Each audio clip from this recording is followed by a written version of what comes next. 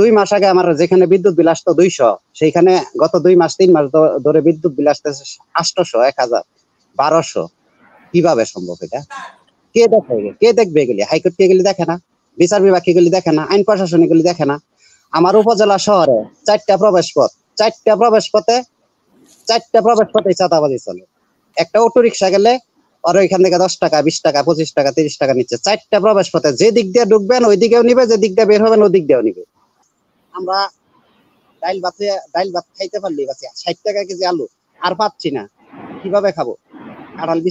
কাঁঠাল বিচিতে গ্রামের মানুষ তরকারি খায়, আর পারি না। এটা দেশ হইতে পারে না।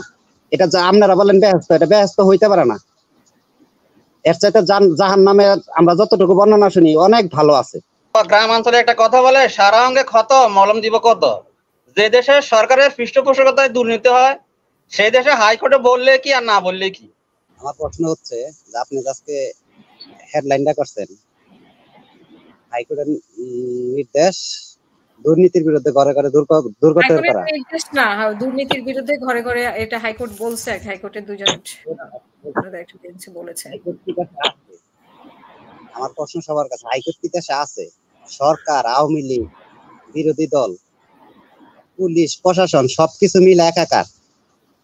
হ্যাঁ, এদের প্রথম কাজই হচ্ছে লুটপাট করা। আমরা গ্রামে থাকি, এইখানে কারেন্ট বিলের কথাই বলি। এখানে কি পরিমাণ লুটপাট হচ্ছে? হাসিনা ভাই একটু সময় দেন।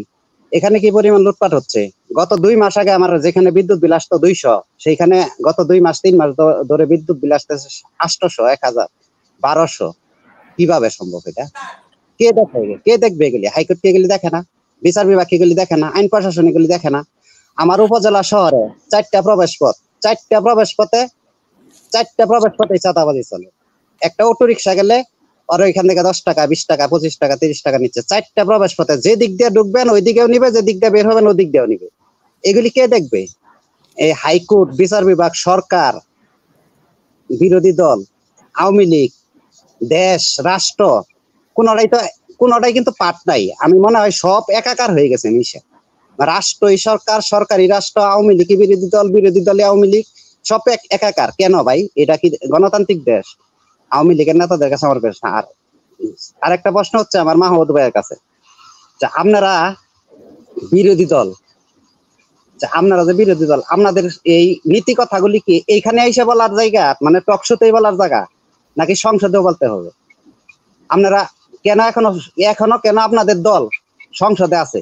এরকম একটা সংসদে কেন এখনো আছে? আমরা তো জনগণ চাই না জাতীয় পার্টি এরকম একটা দল হোক। এরশাদ খুব ভালো লোক ছিল, কিন্তু আপনারা কিছু নেতারাই কিছু মানে অর্থের লোভে আপনারা যে দুর্নীতিবাজ না, সেটাও আমার মানে সন্দেহের বাইরে না। মানে জাতীয় পার্টি তো দুর্নীতিবাজ না, সেটাও আমার সন্দেহের বাইরে না, সেটাও সন্দেহের মধ্যে আছে। আপনি একটু ব্যাখ্যা করবেন যে আপনাদের কথা বলার জায়গায় কি শুধু এই টকশোতে এসে নীতি কথা, নাকি আপনাদের বিবেক আসলে জনগণের জন্য কিছু কাজ করে? একটু বলবেন প্লিজ। আমরা মানে কি বলবো আর কি, পিষ্ট হয়ে যাচ্ছে আপনাদের এই যে এই সব আচরণে, সবকিছু দেখা আমরা খুব কষ্টে আছি ভাই। না পারতে যে আত্মহত্যা করা মহাপাপ না হইলে আমরা সাধারণ জনগণ অনেক আগে আত্মহত্যা করে এই দেশ থেকে কোন দেশ, জাহান্নাম কোথায়? আত্মহত্যা করলে না তো জাহান্নামে দেয়, ওই জাহান্নামে চলে যেতাম। এই বাংলাদেশে বসবাস করে মাহমুদ ভাই, এখন আপনাদের বিবেকটা খাটান, আসলে বিবেকে হিট করতে হবে। মানে আপনাদের যে বিবেকটা মারা গেছে, আপনারা যা আওয়ামী লীগ করেন, জাতীয় পার্টি করেন, এতে যে বিবেকটা মারা গেছে, এটাই আপনাদের কথা বলার স্টাইল বা আপনাদের দেশ চালানোর স্টাইলে এটাই আর কি প্রমাণ হয়। আপনাদের মনে হয় আমাদের ইমোশনাল হিট করতে হবে। ইমোশনাল হিট করলে আপনাদের বিবেক জাগবে। আপনাদের বিবেক মারা গেছে অর্থের জন্য। এইভাবে একটা দেশ চলতে পারে না। আমরা সাধারণ মানুষ বুঝি, আপনারা নেতারা বুঝেন না। আমাদের তো আমরা শ্রদ্ধা করি, আপনাদের তো আমরা এইভাবে কথা বলতে চাই না। আমরা শ্রদ্ধা করি আপনাদের সালাম দিব, সেলুট করব। আপনারা তো একটা কথা বললে আমরা শুনবো। আমরা কেন আপনাদের কথা বলার জন্য, প্রশ্ন করার জন্য কেন লাইভে আসবো? আপনারা কথা বলবেন, আমরা শুনবো যে আমার নেতা কথা বলতেছে, আমার দেশ পরিচালনা যারা করতেছে ওরা কথা বলতেছে। আমরা কেন আপনাদের নানান রকম প্রশ্ন করবো, বিদঘুটে কথা বলবো আপনাদের কেন? আমরা এটা বলতে চাই না। আমরা সভ্য জাতি। প্লিজ আপনারা বিবেকটা জাগান। কলিমুল্লাহ স্যার, আপনার কাছে আমার প্রশ্ন, যে আপনি এক এক সময় এক এক রকম রূপ নেন কেন ভাই? কেন স্যার? আপনি যখন যেই দিকে ম্যাক ওই দিকে ছাতি ধরেন স্যার। আপনার এই স্ট্যান্ড আমি বুঝি না, একটু প্লিজ দয়া করে বুঝাইবেন। যারা আপনি আমার খুব পছন্দের মানুষ, কিন্তু আপনি যখন যেদিকে বৃষ্টি আসে ওইদিকে ছাতা ধরেন, মানে এই স্ট্যান্ডটা কেন ভাই? সবাই সালাম, অনেক আসসালাম। ধন্যবাদ মানুষ আমরা ডাইল ভাত খাইতে পারলি বাঁচি, 60 টাকা কেজি আলু আর পাচ্ছি না, কিভাবে খাবো?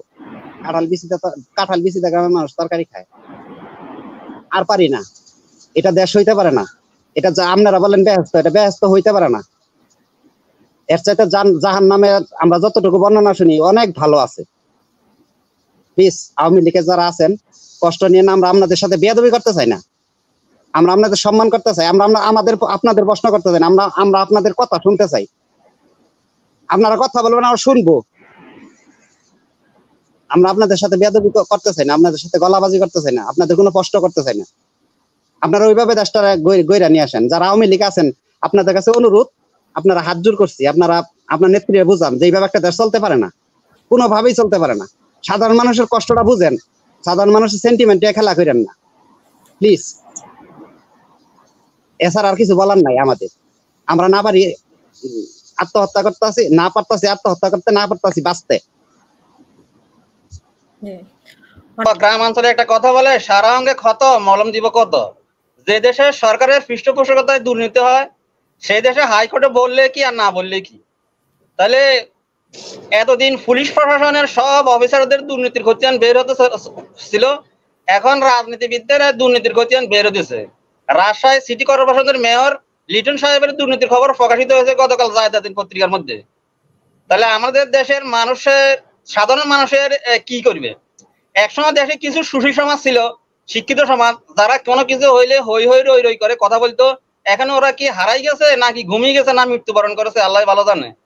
আমাদের দেশে কিছু নারী নেত্রীও ছিল, দেশে হাজার হাজার দর্শন হইতেছে, এখন ওই নারী নেত্রীটা কোথায় গেছে? এরা কি মারা গেছে নাকি? তাহলে আমরা সাধারণ মানুষ যাবে কোথায়? আমরা প্রবাসীরা লক্ষ লক্ষ বিলিয়ন ডলার দেশে রেমিটেন্স আকারে পাঠায়, কেউ বৈধ আকারে পাঠায়, কেউ হুন্ডির মাধ্যমে পাঠায়, কিন্তু টাকা তো দেশে যাইতেছে। আর আপনারা সরকারি কর্মচারীরা কি হইতেছে, হাজার হাজার কোটি টাকা বিদেশে পাচার করতেছে, সবাই কেউ কেউ বেগম পড়ার সৃষ্টি করতেছে। তাহলে আমরা রাজনীতিবিদদের যদি দেশপ্রেম থাকতো, তাহলে দেশের জন্য সবকিছু এরা করতো। এরা দেশপ্রেম নাই, জনগণের খেদমত করার এদের কোনো আশা নাই। আর জাতীয় পার্টিতে হলে সরকারের বি টিম, এরা তো সংসদে সরকারের বিরুদ্ধে তেমন কিছু কোনো কথা বলে না। ওনারা কেন দুর্নীতির বিরুদ্ধে সংসদে কথা বলে না? ওদের কি কমর সোজা নাই, কমর কি শক্তি নাই? তাহলে আমরা সাধারণ মানুষ যাবো কোথায়? যদি রাজনীতিবিদদের দেশপ্রেম থাকতো, তাহলে দেশের পক্ষে কাজ করতো, দেশের উন্নয়ন হতো। এখন আওয়ামী লীগ উন্নয়ন, একদিকে উন্নয়নের কথা বলে, আর দিকে দুর্নীতি করে। এদের বিচার কে করবে? সরকার যেখানে এদেরকে ছেড়ে দিতেছে, এদের বিচার করবে কে? আমাদের দেশে দুর্নীতি দমন কমিশন, দুর্নীতি দমন করার জন্য ওদেরকে সৃষ্টি করা হয়েছে, কিন্তু পত্রিকায় খবর আসলে ওদের ঘুম ভাঙে। এরা কি করে ঘুমিয়ে থাকে নাকি? তাহলে এই প্রতিষ্ঠান রেখে লাভ কি? যে প্রতিষ্ঠান দেশের দুর্নীতি মোকাবেলা করতে পারে না, দুর্নীতি দমন করতে পারে না, তো এই প্রতিষ্ঠান রেখে লাভ কি? হাজার হাজার কোটি টাকা এদের জন্য খরচ করে কি লাভ? ধন্যবাদ সবাইকে। অনেক ধন্যবাদ। দুর্নীতি রন্ধে রন্ধে মাহমুদ স্যার মনে হয় কিছুক্ষণ আগে বক্তব্য দিয়েছিলেন। এখন ব্যাপার হলো, সবাই তো দুর্নীতির বিরুদ্ধে কথা বলেন, কিন্তু আপনাদের এই দৃশ্যমান পদক্ষেপ কি? সকল বুদ্ধিজীবী কি এক হতে পারেন না দুর্নীতির বিরুদ্ধে?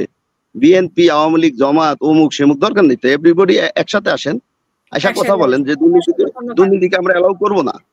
আপনারা একজন বললেন, আরেকজন এটার মৌনভাবে নাইমুল ইসলাম খানের মতন সাংবাদিক, আমি নাম ধরেই বললাম, আমার যা হয় হবে, ওনার মতন একটু মিডা কথা বলে পদ টদ পাইলে আবার ভুলে, এগুলো তো হবে না। শক্তভাবে কথা বলতে হবে, শক্তভাবে সবাই মিলে কথা বলেন, দুর্নীতি বন্ধ হবে। প্রবাসীদের টাকা দিয়ে ওনারা খালি আমরা আরো কষ্ট করে কামাই করবো, আর ওনারা খালি বিদেশে পাচার করবেন। হিন্দু অফিসার যারা আছে বাংলাদেশে, আমি প্রকাশ্যে বলছি, তাদেরকে আগে নজরদারিতে আনেন। তারা ভারতের টাকা পাচার করে, এরা তো বিভিন্ন দেশে করে, মুসলমান যারা বাংলাদেশে করে, ওদেরকে নজরদারিতে আনেন। আনলে দেখবেন যে দুর্নীতি শূন্য কোটায় চলে আসবে। সবাই একসাথে হন স্যার, আমি আপনাদের প্রতি বিনীত রিকোয়েস্ট করছি, আপনারা এই এক একজন মতাদর্শ দেখেন না।